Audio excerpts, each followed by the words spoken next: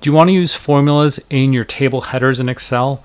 You know that if you try to do that, you're going to come across an error. For example, here I've got a forecast, let's say starting from September 2024, and I've got my headers here automatically incrementing by month, so that if I change this to, let's say, October 2024, it's going to update. So I've got nice dynamic headers set up. The problem is, if I want to convert this into a table, if I go to Insert, Table, hit OK, it's going to say my header row is going to be removed and converted to static text. So if I hit yes, those formulas are gone. So now if I change this, it's not going to affect this.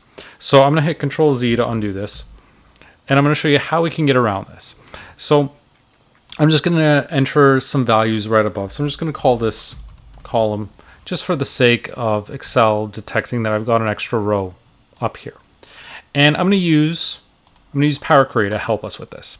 So I'm going to go to the Data tab, select the option to get the data from a table or range. Automatically, it's going to detect it. I'm going to say my table has headers. Leave the default that it's detected. Hit OK. And now what I'm going to do is just use one simple Power Query step, and that is to use the first row as headers. Everything else stays the same.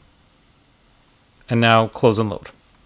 And now what it's going to do is load this on a separate tab. You know, obviously a minor step here, but I've got that on there. So I've got September, October, November. So now let's go back here and change this to, let's say, October 2024. So my formulas are updating. Now if I go to Data, Refresh All, my Power Query table has already updated to October. If I change this to November 2024, same thing. All I have to do is do a refresh. And because it's only one step in Power Query, it's pretty quick. Just like that.